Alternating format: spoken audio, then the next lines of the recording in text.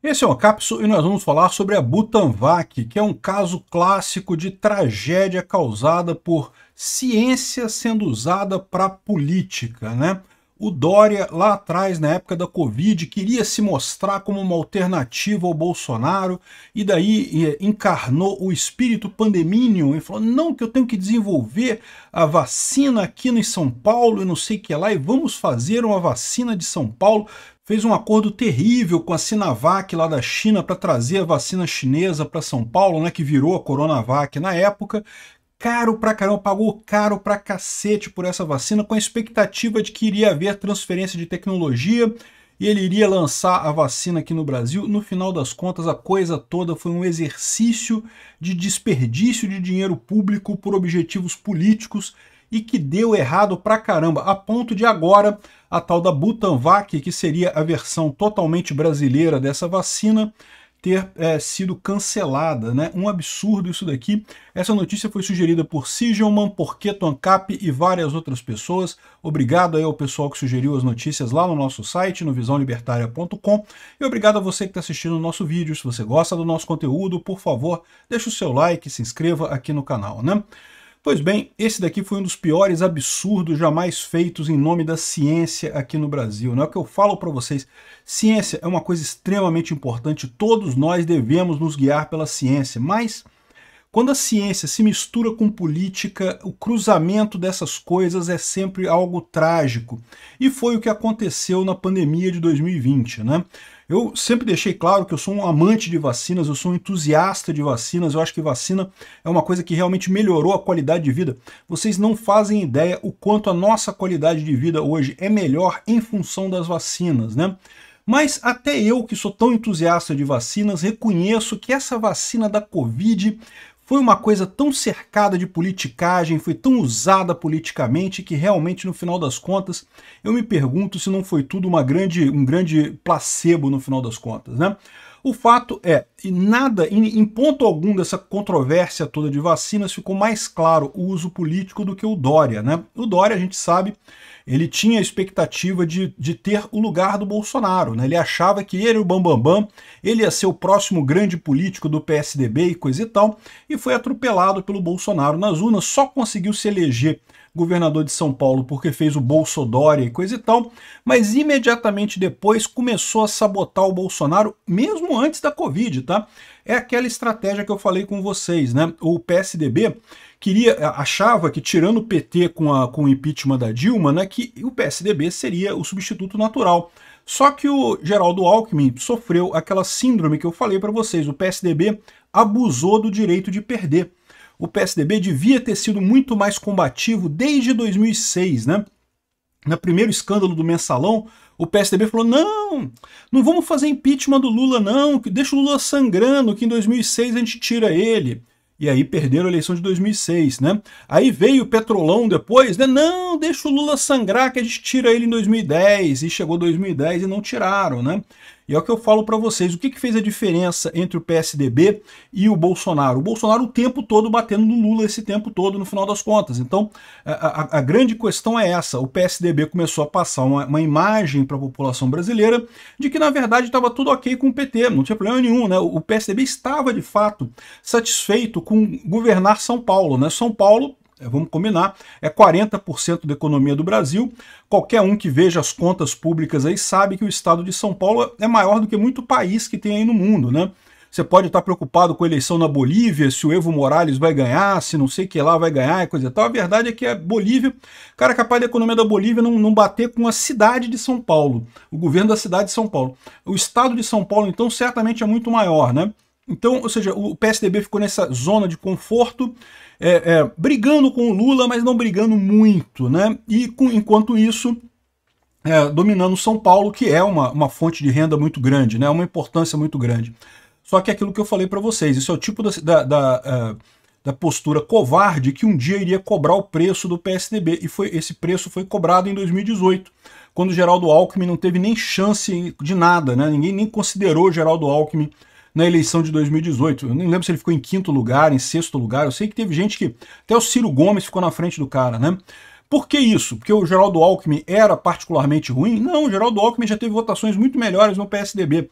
O problema é justamente que o Geraldo Alckmin, o PSDB como um todo, abusou do direito de perder para o PT. Chega uma hora que o pessoal fala, não, esse pessoal perde tanto para o PT que só pode ser de propósito, né? E aí o Dória veio com uma grande renovação do PSDB. Ah, mas o Bolsonaro está ganhando? Não, beleza, não tem problema não. A gente deixa o Bolsonaro ganhar, o governo dele vai fazer água, vai dar problema, e aí o PSDB assume. Foi o que eles pensaram, né? Não, deixa o Bolsonaro vai dar errado rápido, né? E para surpresa desse pessoal não deu errado, ao contrário, né? Eles começaram a tentar chutar o Bolsonaro da presidência da República e não conseguiram, a ponto do Dória ficar tão desacreditado nessa história que saiu da vida pública, eu espero que para sempre, né? E um dos capítulos dessa tentativa do PSDB de derrubar o Bolsonaro foi justamente na questão da pandemia, né? Eles acharam que ele ia cair fácil. Não caiu. Vieram com o papo do porteiro do condomínio, vocês lembram? Que era uma armação do Witzel com Dória e coisa e tal, e não colou também porque todo mundo viu que era mentira aquele negócio. Aí veio a pandemia. Na pandemia eles acharam, não, na pandemia o Bolsonaro cai, agora não tem jeito e coisa e tal, né? E o Dória se preparando ali, não, porque eu vou ser o anti-Bolsonaro, vou mostrar que tem que trancar tudo mesmo e coisa e tal. E eu falei para vocês, se por um lado eu não critico a vacina, eu critico a obrigatoriedade da vacina. Eu acho que é um absurdo você obrigar as pessoas a tomar vacina. Mas a vacina em si eu acho razoável, eu acho uma coisa boa. Eu mesmo tomei a vacina, não tenho problema nenhum. Agora, as outras medidas da pandemia todas foram absurdas. Esse negócio de fechar tudo, não, bota máscara e não sei o que lá, coisa e tal, coisa sem sentido nenhum, nenhuma base científica isso, né? E aí, mas o Dória, nessa pressa dele, nessa ânsia dele de se mostrar o anti-Bolsonaro, não porque eu sou o cara que vai salvar o Brasil, né, da Covid, não sei o que lá, e correu para fazer um acordo com a pior empresa de vacina do mundo, a empresa da China. Vocês lembram que o teste da Coronavac aqui no Brasil deu 51% e foi adiado 3 vezes antes deles falarem o resultado do teste? Eu não sei, eu não tenho nenhuma prova para dizer isso, mas a minha impressão que dá é que tiveram que dar uma martelada nos números, porque provavelmente não chegou nem a 51%. Tinha que chegar a 50% pelo menos de eficácia para ser aprovada como vacina, né? E não tinha chegado nem nisso, tiveram que dar uma martelada nos números lá do teste para conseguir chegar em 50%, né? E a prova disso é o quê? O que me faz pensar isso é justamente o fato de ter ficado 51%. Quando eles conseguiram, depois de muito martelar os números, chegar em 51%, não, então libera isso daí que já tá ficando feio, né? Enfim, um contrato terrível que o Dória assinou, com um custo enorme para São Paulo, uma coisa que não tinha vantagem nenhuma, pegou a pior vacina do mundo. Nenhum país do mundo reconhece a Coronavac como vacinação de Covid. Vocês sabiam disso? Se você fosse visitar na época, visitar a Europa, ou outros países que exigiam vacinação de Covid, a Coronavac não servia não, tinha que ser da Pfizer, ou pelo menos a de Oxford, né, que foi a outra que o Bolsonaro pegou, né? Enfim, um caso clássico de desperdício de dinheiro público por questão política, né? E o mais impressionante era isso, né? A imprensa toda a favor do Dória, não porque tem que ter a vacina do Butantan, a vacina nacional, não sei o que lá, e coisa e tal, e nunca conseguiram fazer uma vacina decente disso daí. A China é notória por fazer vacinas de má qualidade, né? Não é à toa que existe lá na China um movimento anti-vaxxer muito grande por conta de vacina de má qualidade que eles têm lá naquele canto. E o cara trouxe para cá na ânsia de fazer política aqui no Brasil, né? Um absurdo isso completo. Infelizmente, a culpa não é do Butantan, a culpa é do Dória.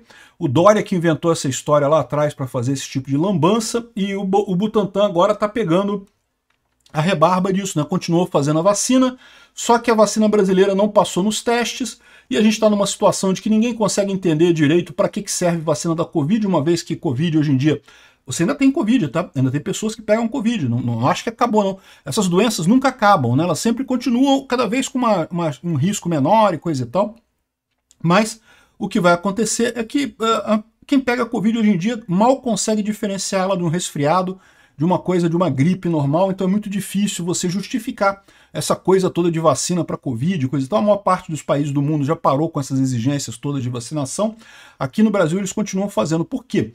Por conta da questão política. Eles querem dizer que não, que Lula quer vacina e Bolsonaro era contra a vacina e não sei o que lá, o que é uma lorota. Bolsonaro trouxe a vacina aqui. O Brasil foi um dos primeiros países do mundo a ter vacina contra a Covid.